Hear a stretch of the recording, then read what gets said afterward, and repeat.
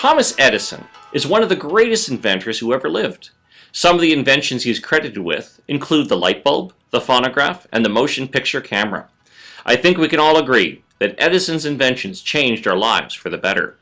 However, Edison had even higher hopes for some of his inventions. In particular, he was convinced that the motion picture camera would transform education. This is what Edison said in 1922. "I believe that the motion picture is destined to revolutionize our educational system, and that in a few years it will supplant largely, if not entirely, the use of textbooks." Well, things didn't turn out quite the way he expected. Clearly, Thomas Edison was better at inventing things than he was at predicting the future. While his motion picture camera certainly did find its way into classrooms, it did not transform learning. And the last time I checked, textbooks can still be found in most schools. However, we should not be too hard on Thomas Edison. After all, it's not like he was the only person to think that a particular piece of technology was going to transform schools.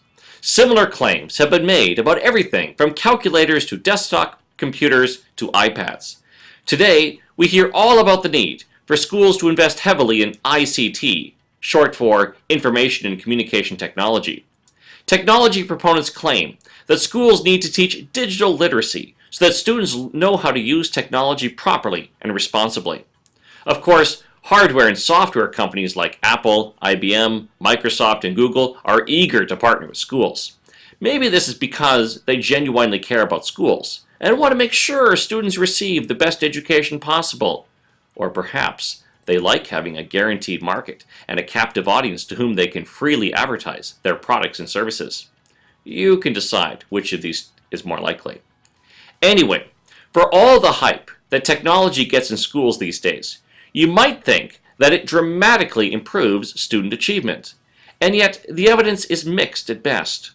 For example, a 2015 report by the Organization for Economic Cooperation and Development found that countries that invested heavily in school technology saw no noticeable improvement in test scores in areas such as reading, science, and math. Even more striking was that while moderate computer use at school had a positive impact on student achievement, students who used computers very frequently at school had some of the worst results.